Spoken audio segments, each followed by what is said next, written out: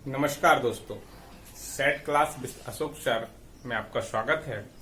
दोस्तों, जैसा कि आपको विदित है कि मध्य प्रदेश की सीरीज चल रही थी और मध्य प्रदेश जीएस के अंतर्गत हमने मध्य प्रदेश के राष्ट्रीय उद्यानों की चर्चा की गई थी। तो पार्ट ए में मध्य प्रदेश के राष्ट्रीय उद्यान और अभ्यारण्य की मैंने बेसिक चर्चा की गई थी कि प्रोजेक्ट टाइगर रिजर्व, और इसके अलावा जो बेसिक चर्चा थी वो पार्ट ए में की गई थी। पार्ट बी में दोस्तों मैंने नेशनल पार्क अर्थात राष्ट्रीय उद्यानों की चर्चा की थी।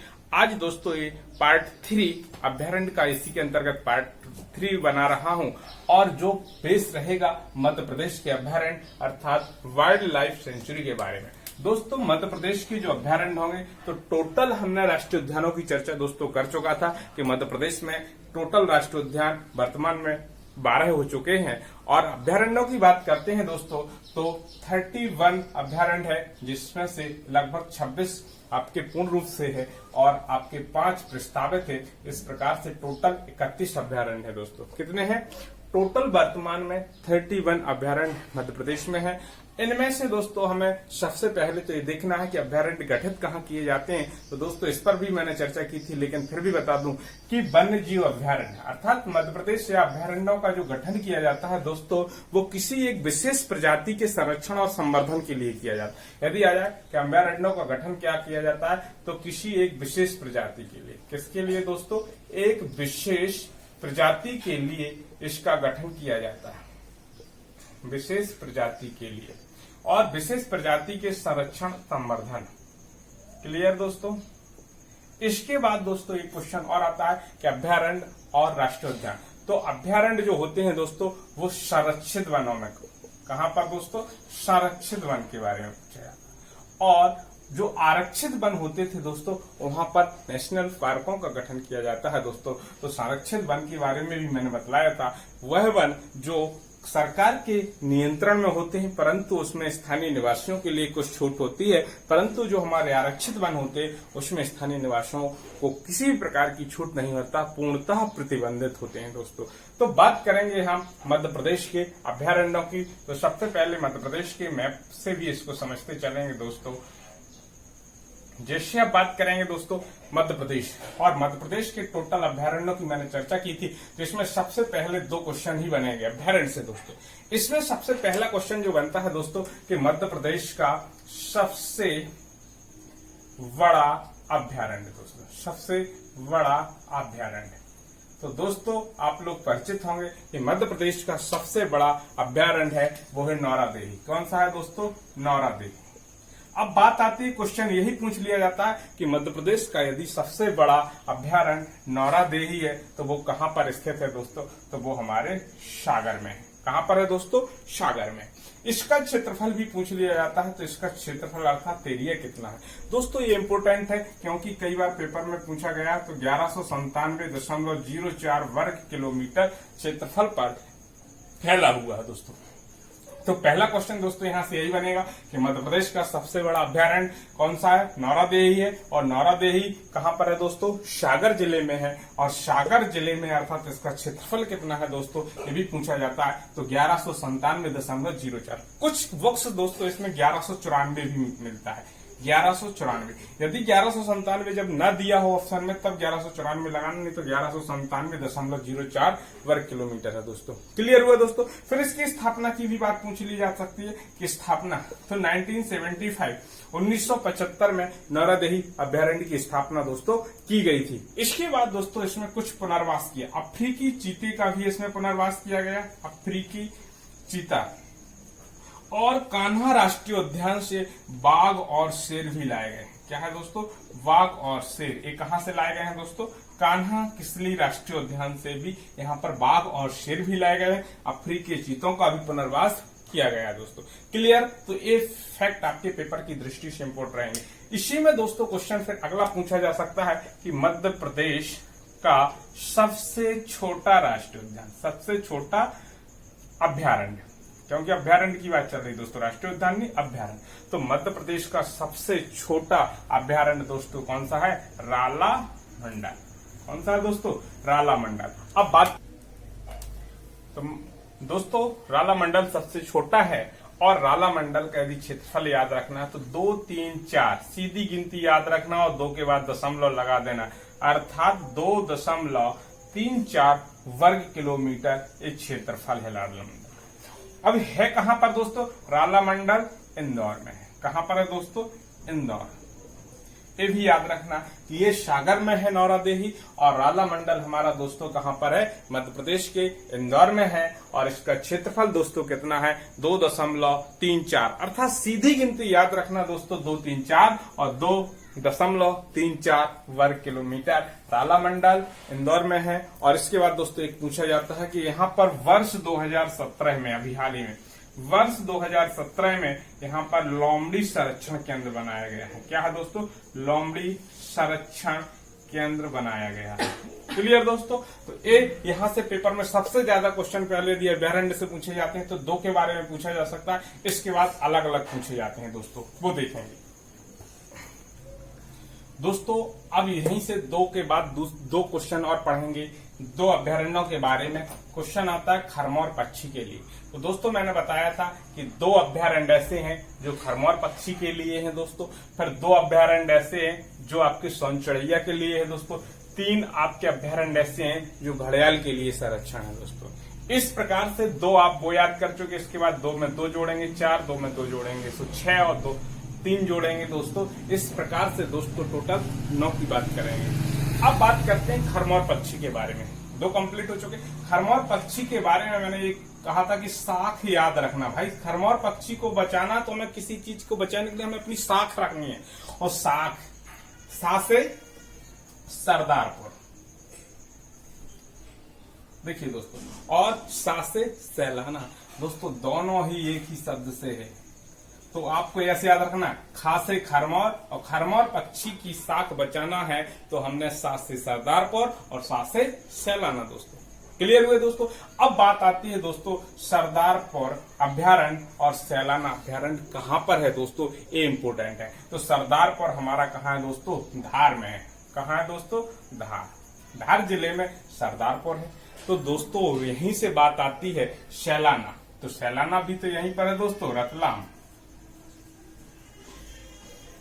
देखिए दोस्तों ये दोनों आपने यदि देख लिए कि सरदारपुर और सैलाना, तो सरदारपुर आपका धार में है और सैलाना दोस्तों कहां पर है? रतलाम जिले में है। अब इनकी स्थापना भी आपसे पूछी जा सकती है दोस्तों। क्या पूछी जा सकती है? स्थापना।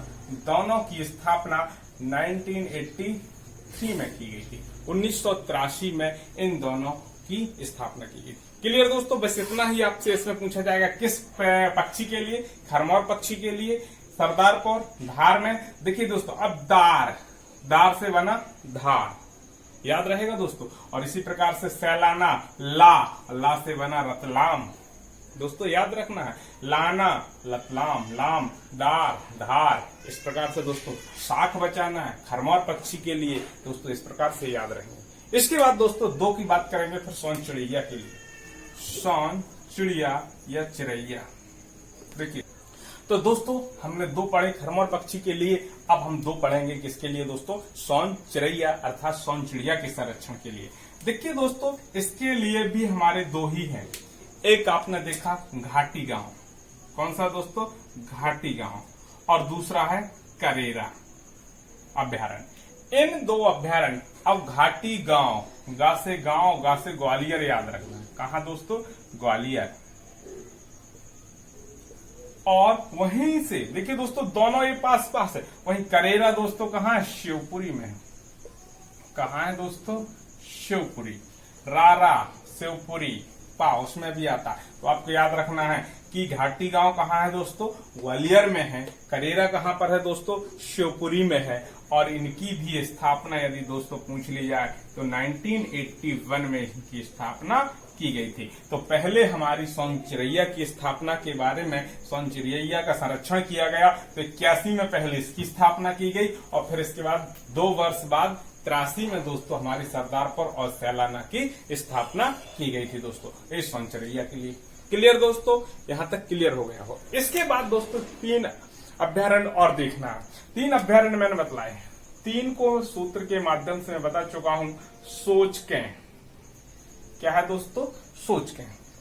सौ से सोन घड़ियाल, चंबल घड़ियाल और इसके बाद कैन घड़ियाल। देखिए दोस्तों, यदि घड़ियालों का संरक्षण करेंगे तो नदियों पर होगा, और मध्य प्रदेश की ये 3 नदियां हैं, सोन घड़ियाल, चंबल घड़ियाल दोस्तों और कैन घड़ियाल। अब बात आती है दोस्तों, इनकी स्थापना के बारे में भी पूछ लिया जाता है। क्लियर? देखिए, सोन नदी दोस्तों यहीं से निकलती है, तो ये शहडोल, याद रखना, सा से सोन और सा से शहडोल, याद रहेगा, कहां से? शहडोल। क्लियर हुआ? अब कैन दोस्तों हमारी पन्ना से निकलती है दोस्तों, तो यहाँ पर यहीं पन्ना लगा है, तो कैन यदि आ जाए तो कहां पर है दोस्तों? पन्ना। क्लियर दोस्तों? ये भी हुआ शहडोल और कैन। बचता है चंबल नदी हमारी कहां से दोस्तों बहती है, ये भी हमें पता होना चाहिए। तो ये मोरैना भेंड, देखिए दोस्तों यहां से बहती हुई मोरैना भेंड, इस वाले एरिया, और सबसे बड़ा बीहड़ों और खड्डरों का क्षेत्र माना जाता है दोस्तों। तो यहां पर यदि आ जाए तो चंबल कहां से दोस्तों? मोरैना, भेंड और धौलपुर। देखिए दोस्तों, इन स्थानों पर इसका क्षेत्र फैला हुआ है। यदि आया चंबल अभ्यारण्य का क्षेत्र जो है दोस्तों, तो वो यहां से फैला, मुरैना, भिंड और धौलपुर वाला एरिया फैला हुआ है दोस्तों। इसके बाद इनकी स्थापना भी पूछ ली जाए दोस्तों, तो देखिए दोस्तों, सोन और कैन, याद रखना दोस्तों, ना इसमें है ना इसमें, दोनों को हम कर रहे हैं 1981 में, जब घाटी गांव और करेरा अभ्यारण्य की स्थापना हुई, उसी समय सोन और कैन घड़ियाल की भी स्थापना दोस्तों 1981 में की गई थी। इसके बाद यदि आपसे चंबल की बात कही जाएगी दोस्तों, तो चंबल घड़ियाल की स्थापना हुई थी 1978-90, अर्थात 1978-79 में किसकी स्थापना की गई थी दोस्तों? चंबल घड़ियाल की। क्लियर दोस्तों? ये हुए हमारे घड़ियाल संरक्षण केंद्र अर्थात अभ्यारण्य कौन कौन से, सोच के याद रखना, दिमाग में सोचना है, सोच के, सोन, चंबल, कैन। इस प्रकार से दोस्तों 9 अभ्यारण्यों की चर्चा हुई। इसके बाद चर्चा करेंगे आगे दोस्तों। 9 अभ्यारण्यों की चर्चा हो चुकी है। इसके बाद 10वां और 11वें अभ्यारण्य की बात कर रहा हूं। एक हमारा है, ये बहुत महत्वपूर्ण है, रातापानी अभ्यारण्य और दोस्तों कामधेनु गो अभ्यारण्य। ये भी पेपर की दृष्टि से बहुत ही इंपोर्टेंट है दोस्तों। पहला क्वेश्चन यही आता है कि मध्य प्रदेश का ऐसा कौन सा, तो दोस्तों हमने 10वां और 11वां 2 अभ्यारण्यों पर और चर्चा करूंगा। मैंने बताया कि पेपर में बहुत महत्वपूर्ण है रातापानी अभ्यारण्य और कामधेनु गो अभ्यारण्य। तो क्वेश्चन यदि दोस्तों आपसे पूछ लिया जाए कि मध्य प्रदेश का ऐसा कौन सा अभ्यारण्य है जिसे प्रोजेक्ट टाइगर योजना में शामिल किया गया, तो दोस्तों आपको मालूम है दोस्तों कि 6+1 राष्ट्रीय उद्यान और 1 अभ्यारण्य को शामिल किया गया है दोस्तों। क्लियर हुआ?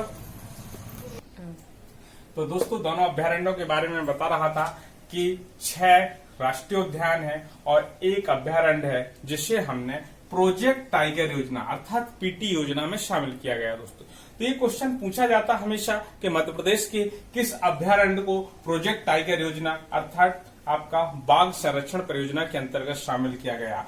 ये भी क्वेश्चन पूछा जा सकता है कि रातापानी को कब आपके प्रोजेक्ट टाइगर योजना में शामिल किया गया दोस्तों, तो 2014 में। कब दोस्तों? 2014 में रातापानी अभ्यारण्य को प्रोजेक्ट टाइगर योजना में शामिल किया गया। तो ये बहुत इंपोर्टेंट है, याद रखना दोस्तों। यहाँ से एक क्वेश्चन भी पूछ लिया जाता है कि रातापानी अभ्यारण्य से कौन सी नदी निकलती है, तो दोस्तों ये भी याद रखना है कि बेतवा नदी।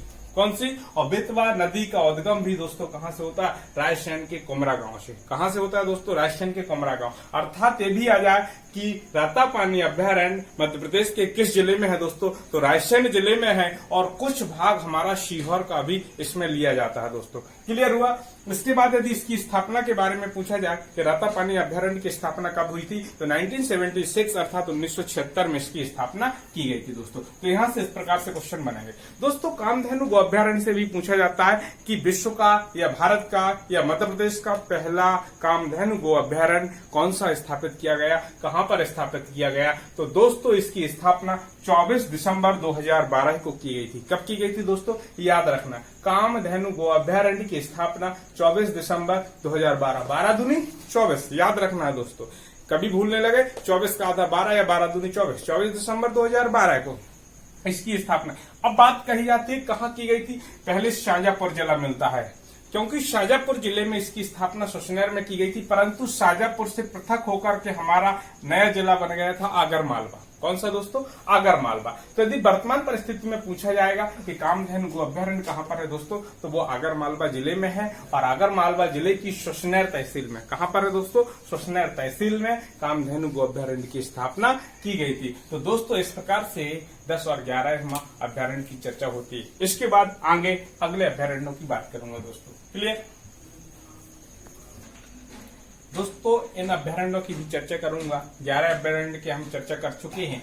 इसके बाद देखिए दोस्तों, क्रम से याद रखने का तरीका देखिए, पापा तीनों में आया, पचमढ़ी, पेंच, पनपठा। सबसे पहले तो हमें नाम ही याद होना चाहिए। तो पचमढ़ी, पेंच, पनपठा अर्थात 12, 13 और 14 नंबर के हमने याद किए। और पचमढ़ी अभ्यारण्य का यदि पूछ लिया जाता है कहाँ पर है दोस्तों? होशंगाबाद में। और वहीं पर दोस्तों होशंगाबाद में ही एक दोस्तों अभ्यारण्य कौन सा है? बोरी अभ्यारण्य। और ये दोनों पेपर की दृष्टि से इम्पोर्टेंट है, क्योंकि दोस्तों यदि इसकी स्थापना देखिए, थोड़ा पचमढ़ी की बात कर रहे हैं, 1977, 1999 और 2009। देखिए दोस्तों, ये डेटा बहुत पूछी जाती है दोस्तों, क्योंकि पचमढ़ी एक ऐसा अभ्यारण्य है जो मध्य प्रदेश का पहला अभ्यारण्य है दोस्तों। क्या है? पहला अभ्यारण्य है जिसे जैव आरक्षित क्षेत्र घोषित किया गया था दोस्तों। क्या किया गया था? जैव आरक्षित क्षेत्र 1999 में दोस्तों याद आता है किसे? केंद्र सरकार के द्वारा। किसके द्वारा दोस्तों?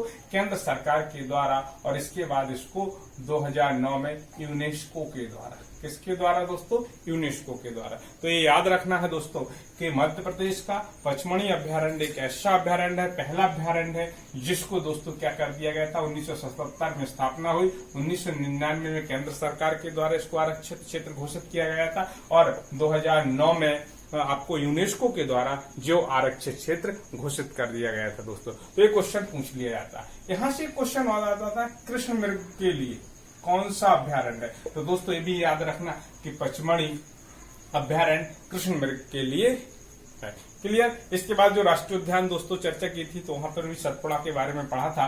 और इसके बाद बोरी अभ्यारण्य के बारे में भी दोस्तों मोस्ट क्वेश्चन पूछ लिए। बोरी अभ्यारण्य के बारे में भी, तो बोरी अभ्यारण्य भी कहाँ पर है दोस्तों? होशंगाबाद में। अब क्वेश्चन आता है कि सबसे पुराने जंगलों के रूप में, घने जंगलों के रूप में किसकी चर्चा की जाती है? तो बोरी अभ्यारण्य है दोस्तों। तो दोस्तों सबसे घने जंगलों के रूप में यदि आ जाए, घने जंगलों के रूप में कौन सा है दोस्तों? बोरी अभ्यारण्य है। और सबसे पुराने जंगलों के रूप में भी बोरी अभ्यारण्य के रूप में पूछा जाता है। सबसे मोटे तने वाले सागौन के लिए भी, सबसे मोटे तने वाले सागौन के लिए भी कौन सा अभ्यारण्य है दोस्तों? वो भी बोरी अभ्यारण्य है। और दोस्तों सबसे अधिक अच्छी प्रजाति वाले बांस के लिए होता है, तो वो बांस कौन सा है? डेंड्रोकैलमिमस। तो दोस्तों इसके बारे में भी कैलमस स्ट्रिक्स के बारे में आ जाता है दोस्तों। कौन सा बांस की है? डेंड्रोकैलमस स्ट्रिक्स। एक प्रजाति है, इस प्रजाति के बांस सबसे अच्छे होते हैं दोस्तों। तो ये भी पूछे जा सकते हैं। तो दोस्तों यहाँ पर हम देखेंगे अगला, इसकी पहले चर्चा की पचमढ़ी के बारे में और बोरी अभ्यारण्य के बारे में। तो बोरी अभ्यारण्य के बारे में भी देखा है कि दोनों ही कहाँ पर है दोस्तों? होशंगाबाद में है और पचमढ़ी भी होशंगाबाद में है। इसके बाद अगला पेंच की बात करेंगे। किसकी? पेंच, अर्थात इसका नाम है मोंगली पेंच अभ्यारण्य। क्या है दोस्तों? मोंगली पेंच अभ्यारण्य से सीधा क्वेश्चन पूछा जाता है कहाँ पर है? तो पेंच राष्ट्रीय उद्यान के बारे में भी दोस्तों मैंने चर्चा की थी कि पेंच राष्ट्रीय उद्यान हमारा कहाँ पर है दोस्तों? सिवनी छिंदवाड़ा, वहीं पर हमारा पेंच अभ्यारण्य है। कौन सा है दोस्तों? पेंच अभ्यारण्य की भी बात कही जाएगी। इसके बाद पेंच अभ्यारण्य के बाद दोस्तों सीधा आपसे पूछा जाएगा पनपठा। इनसे ज्यादा डिटेल क्वेश्चन नहीं पूछी जाएगी दोस्तों। पनपठा देखिए, तीनों मैंने पापा वाले बताए थे, पासे पचमढ़ी, पेंच और पनपठा। पनपठा का सीधा आपको याद रखना दोस्तों कहाँ पर है? शहडोल उमरिया में। कहाँ पर है दोस्तों? शहडोल उमरिया में पनपठा राष्ट्रीय अभ्यारण्य की स्थापना की गई। क्लियर दोस्तों। इसके बाद दोस्तों अब इनको भी ट्रक से, कि पापा के बाद आपने कहा कि संजय गांधी जी और दुर्गा काली माता। कि देखिए संजय गांधी, तो संजय गांधी से याद रखेंगे कि संजय गांधी अभ्यारण्य जिसे डुबरी अभ्यारण्य के रूप में जाना जाता था।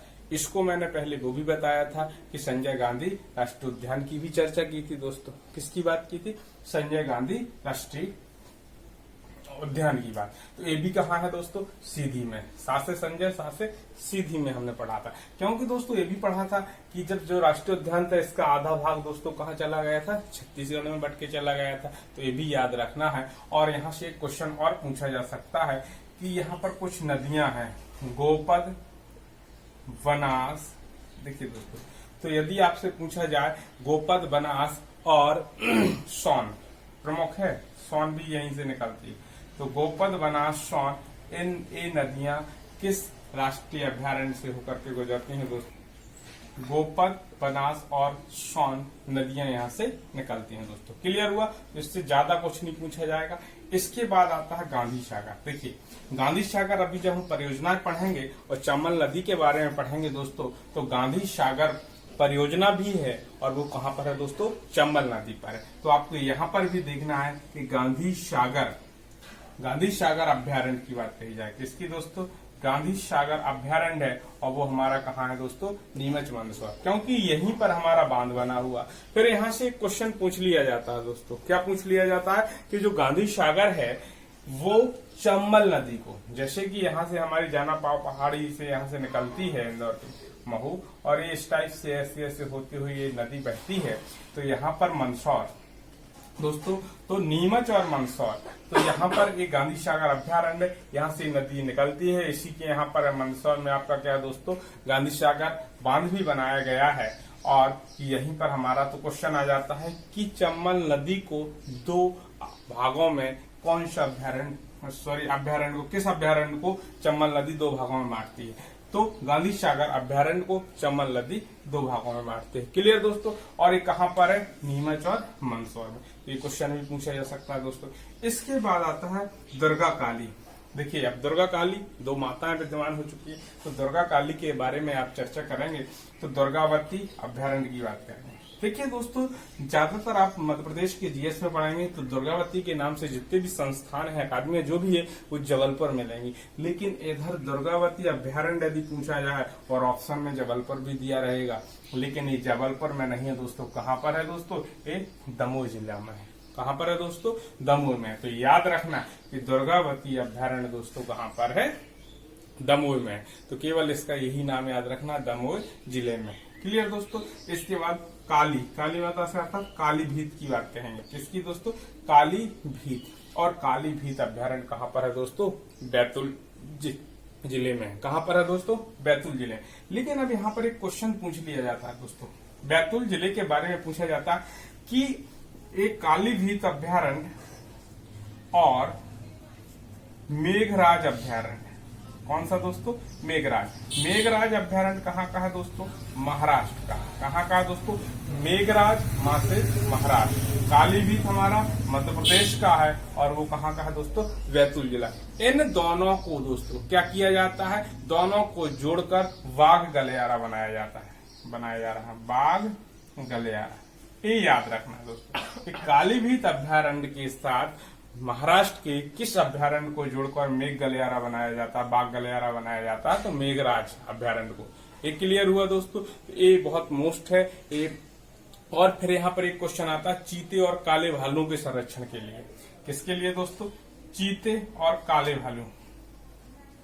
चीते और काले भालू के संरक्षण के लिए। तो दो पॉइंट याद रखना, चीते और काले भालू के संरक्षण के लिए कौन सा अभ्यारण्य है दोस्तों? कालीभीत अभ्यारण्य है दोस्तों। इसके बाद इस प्रकार से जो 19 अभ्यारण्य हुए हैं, इसके बाद अन्य अभ्यारण्यों की भी चर्चा करूंगा दोस्तों। देखते हैं आगे दोस्तों। 19 के बाद इसके बाद जो शेष बचे थे 20, 21, 22 माह, 23, 24, 25, 26, और इसके बाद 26 के बाद ये 5 थे जो आपका 27, 28, 29, 30 और 31। ये 5 प्रस्तावित हैं दोस्तों। इस प्रकार से टोटल 31 अभ्यारण्यों की हम चर्चा कर रहे हैं, जिसमें अब हम देखेंगे अगला 20वें नंबर का अभ्यारण्य नरसिंहगढ़ का अभ्यारण्य। कौन सा दोस्तों? नरसिंहगढ़। और नरसिंहगढ़ अभ्यारण्य कहाँ पर है दोस्तों? राजगढ़। तो सबसे पहले तो यही पूछा जा सकता है दोस्तों कि नरसिंहगढ़ अभ्यारण्य कहाँ पर है और किस लिए फेमस है दोस्तों। जिस प्रकार से दोस्तों हमने बांधवगढ़ राष्ट्रीय उद्यान की चर्चा की थी, और बांधवगढ़ राष्ट्रीय उद्यान दोस्तों सिंधिया राजघराने के लिए शिकार स्थली हुआ करता था, उसी प्रकार से जो राजगढ़ घराना हुआ करता था, कौन सा दोस्तों? राजगढ़। अर्थात नरसिंहगढ़ और राजगढ़ स्टेट के जो राजा महाराजा थे, उनके लिए शिकार स्थली के रूप में दिया जाए कि कौन सा अभ्यारण्य था दोस्तों? तो नरसिंहगढ़ का अभ्यारण्य था दोस्तों, इसलिए फेमस था दोस्तों। क्लियर हुआ? इसके अलावा दोस्तों इसमें ये भी पूछा जाता है सोनार और पार्वती। दो नदियों के बारे में पूछ लिया, सोनार और पार्वती। नदियां कहाँ से निकलती हैं दोस्तों, ये भी याद रखना है। राजगढ़ घराना की शिकार स्थली के रूप में भी यदि पूछ लिया जाए दोस्तों, ये भी क्वेश्चन आपसे पूछा जा सकता है। फिर एक आता है चिड़ी खो झील, कौन सा दोस्तों, यहीं पर चिड़ी खो झील कहां पर है दोस्तों, तो ये भी हमारा कहां पर है दोस्तों, नरसिंहगढ़ अभ्यारण्य के अंतर्गत। कहां पर है दोस्तों, तो ये तीन याद रखना। सोनार और पार्वती की बात कही जाए तो वो भी हमारा नरसिंहगढ़ अभ्यारण्य की बात है। और राजगढ़ में राजगढ़ घराना के जो शिकार स्थली है तो वो भी आपको पता होना चाहिए, नरसिंहगढ़ है। और चिड़ी खो झील भी हमारी कहां पर है दोस्तों, वो भी नरसिंहगढ़ अभ्यारण्य में है। क्लियर दोस्तों। इसके अलावा यहाँ पर क्वेश्चन आएगा अगला, सिंघौरी अभ्यारण्य। कौन सा है दोस्तों, सिंघौरी अभ्यारण्य। ए भी आता है रायसेन, रायसेन का कौन सा स्थान है, ओबेदुल्लागंज। ये याद रखना दोस्तों, ओबेदुल्लागंज। क्योंकि ये प्रागैतिहासिक काल से इंपोर्टेंट है दोस्तों, इसके बारे में आया, प्रागैतिहासिक काल के लिए फेमस है। यदि आ जाए ये है तो रायसेन की ओबेदुल्लागंज में सिंघौरी अभ्यारण्य है। कौन सा है दोस्तों, सिंघौरी अभ्यारण्य। और ये क्यों फेमस है, यहाँ और क्या क्या खास विशेषता है, तो ये भी पूछी जाती हैं कुछ। देखिए दोस्तों, जैसे कि यहाँ पर एक आता है वारणा नदी। कौन सी दोस्तों, वारणा नदी। एक क्वेश्चन भी आता है कि वारणा परियोजना भी पूछी जाती है दोस्तों। कौन सी, वारणा परियोजना, वारणा नदी, और जिला भी रायसेन याद रखना। वारणा नदी, वारणा परियोजना और रायसेन, और वहीं पर हमारा सिंघौरी अभ्यारण्य। और सिंघौरी अभ्यारण्य में कौन सी नदी है दोस्तों, वारणा नदी के बारे में पूछा जाएगा। इसके बाद प्रागैतिहासिक काल से क्यों फेमस है, एक क्वेश्चन भी पूछा जा सकता है। तो दोस्तों यहाँ पर कुछ गुफाएं हैं मृगेंद्र नाथ की गुफाएं। देखिए दोस्तों, एक क्वेश्चन ये भी पूछा जाता है, और जामवंती।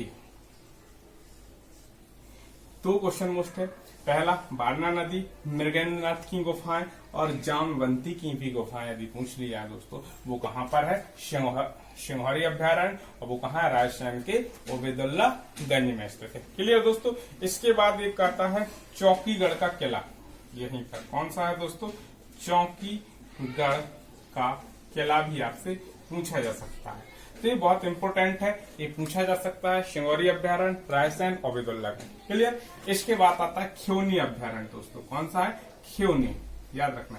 खियोनी अभ्यारण्य कहां पर है, तो सीधा सीधा आपको याद रखना है दोस्तों, देवास में है। कहां पर है दोस्तों, देवास में है। और यहाँ पर एक बाल गंगा नदी, इसके बारे में यदि पूछ लिया जाए, बाल गंगा नदी कहां पर है दोस्तों, तो वो आपको याद रखना है, किस अभ्यारण्य में, खियोनी अभ्यारण्य। और शंकर खो जामनेर जलप्रपात, शंकर खो जामनेर जलप्रपात।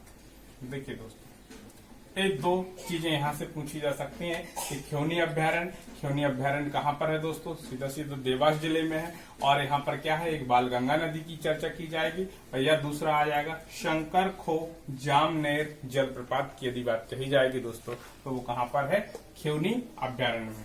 क्लियर दोस्तों। इसके बाद बात आती है ओरछा अभ्यारण्य, इससे सभी लोग परिचित हैं। ओरछा पहले दोस्तों निवाड़ी जिले, आपके टीकमगढ़ जिले के अंतर्गत था। वर्तमान में वो हमारा किस जिले के अंतर्गत हो गया दोस्तों, निवाड़ी जिले के अंतर्गत आ गया। और यहाँ से कौन सी दोस्तों, बेतवा नदी निकलती है। कौन सी है दोस्तों, बेतवा नदी। इसके बाद गंगऊ के बारे में भी जानते हैं। गंगऊ अभ्यारण्य कहाँ पर है दोस्तों, पन्ना में। और यहाँ पे दिया जाए किसके लिए, तो जंगली भैंसा का संरक्षण किया जाता है दोस्तों। किसका, जंगली भैंसा का। तो दोस्तों जैसा कि मैंने कहा कि जंगली भैंसी का संरक्षण किस अभ्यारण्य में किया जाता है, गंगऊ। और गंगऊ हमारा कहाँ है, पन्ना। क्लियर दोस्तों। इसके लिए बगदर अभ्यारण्य की भी बात कही जाएगी, तो बगदर अभ्यारण्य कहाँ पर है दोस्तों, सीधी जिले में। कुछ छोटे छोटे हैं जहां पर ज्यादा खास विशेषता नहीं है दोस्तों, यहाँ सीधा पूछा जाता है कि ये अभ्यारण्य कहाँ पर है, सीधा पूछा जाए तो आपको बगदर अभ्यारण्य के बारे में क्या बताना, सीधी। इसी प्रकार से फैन मिनी कोर की बात कही जाए, कौन सा दोस्तों, फैन मिनी कोर अभ्यारण्य कहाँ पर है दोस्तों, मंडला जिले में। कहां पर है दोस्तों, मंडला में है। तो इस प्रकार से टोटल 26 अभ्यारण्य वैसे हुए। इसके बाद कुछ जो प्रस्तावित हैं दोस्तों, इनके बारे में यदि आपसे सीधा पूछ लिया जाए कि मयूर अभ्यारण्य कहां पर है दोस्तों, तो मयूर, मां से मयूर, मां से मेघनगर। और मेघनगर कहाँ है दोस्तों, झाबुआ में है। क्लियर दोस्तों, ये बात कही जाए कट्टीपाड़ा, यदि आ जाए कट्टीपाड़ा अभ्यारण्य कहाँ दोस्तों, कहाँ बनाया जा रहा है, तो वो अलीराजपुर में। क्लियर दोस्तों, इसके बाद मानदाता और स्वरमैनिया, ये दो पूछे जाएंगे। ये दोनों दोस्तों कहाँ पर है, खंडवा जिले में निर्मित किए जाते हैं। फिर आता है इसके पहले एक गो अभ्यारण्य पढ़ चुके हैं हम दोस्तों कि पहला कामधेनु गो अभ्यारण्य कहाँ पर दोस्तों बनाया गया था, तो आगर मालवा के सुसनेर तहसील में। और यदि दूसरा आ जाए तो बसामन मामा गो अभ्यारण्य, कौन सा दोस्तों, वसामन मामा गो अभ्यारण्य, और वो कहाँ पर प्रस्तावित किया गया दोस्तों, रीवा में। इस प्रकार से दोस्तों टोटल मध्य प्रदेश के अभ्यारण्यों की और भारत में यदि अभ्यारण्य और राष्ट्रीय उद्यानों की बात की जाती है तो पहले नंबर पर है। सबसे अधिक अभ्यारण्य दोस्तों कहाँ पर है, हमारे मध्य प्रदेश में। तो यहाँ तक क्लियर हुआ दोस्तों। इस प्रकार से दोस्तों आपके पेपर में ये अभ्यारण्य से भी क्वेश्चन आते हैं और आपके अभ्यारण्य के बाद दोस्तों राष्ट्रीय उद्यानों से भी क्वेश्चन आते हैं। ये आपका टॉपिक कंप्लीट हुआ है दोस्तों। Thanks friends.